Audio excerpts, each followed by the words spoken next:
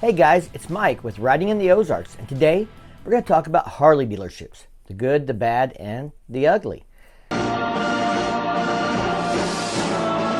We're going to talk about my experience buying motorcycles and some of the horror stories I've heard from fans of the channel and people I know personally. So first, let's start off with the good. Everybody likes good news, right? I get a lot of comments from people on the channel that they can't buy a Harley for less than $3,000, $4,000, $5,000 over MSRP. Well, how's that good news? Well, that's not good news.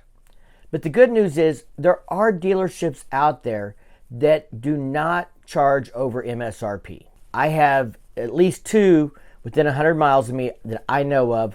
One of them, I've talked to the owner. I even asked him about the Revival, if he would sell it at MSRP.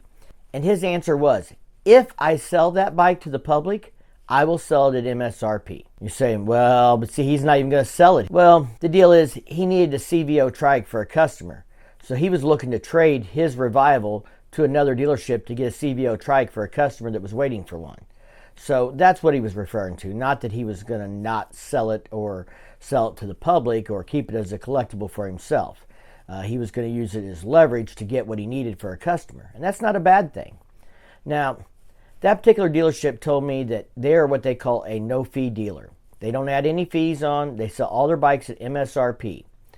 Now, there are other dealers in the area that I know charge more than MSRP.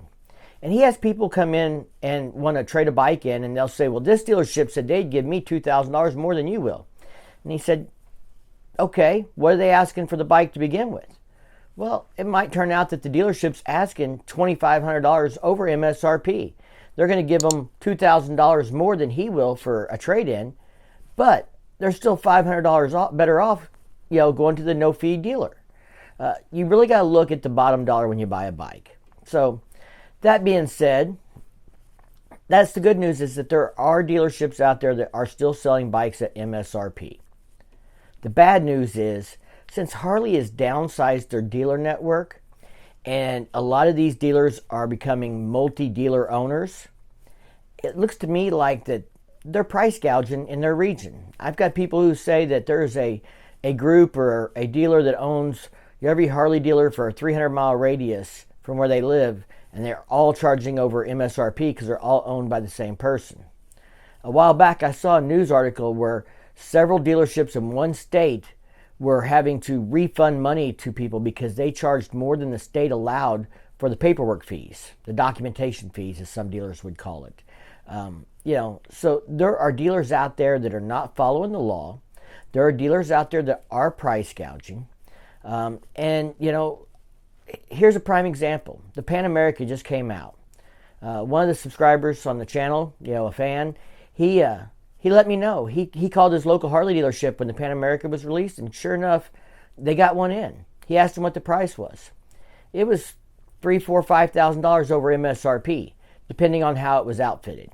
So he decided to go down and take a look at it, just to see maybe they put the hard pannier bags on it. Maybe they dressed it all out. Maybe it came with all the options. Guess what? It didn't. It was $2,000 or $3,000 over MSRP for what the options were that were on the bike. And he asked them why. And they said, well, with the economy it is today, everything costs more. Cars, lumber, houses, everything else. They just couldn't sell it for MSRP. I call bullshit. No, you're lying.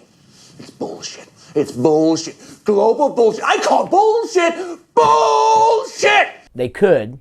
They're just not going to, because they can get away with charging more. And they can get away with charging more because somebody's going to buy it. Not me. I'm not going to pay over MSRP for a bike, period. In fact, when I bought my 2016 Street Glide, I paid considerably less than MSRP. Now, those situations are a lot harder to come across since Harley has told dealerships no discounting. But I have seen dealerships offer incentives like $500 in-house gift cards with the purchase of a new bike. So you could buy a bike at MSRP and get a $500 gift card. Or you can make a deal on a bike where you're buying a new bike, but then you want all these accessories added, and they'll cut you a sweet deal on the accessories if you have them install them. If you're going to do it anyway, and you're going to finance it in the price, that might not be a bad way to go, assuming you can get a decent interest rate. Here's some of the ugly, the really ugly. I talked to someone recently. They put a deposit down on a bike. The bike was supposed to be in a week. 2 months later, the bike wasn't in. They bought a bike somewhere else. And then they went back and asked for their deposit back, and they were told no. That's a shame. That's a problem. And they paid cash. So, my recommendations, if you're going to put a deposit down on a bike, do not pay cash. Put it on a credit card.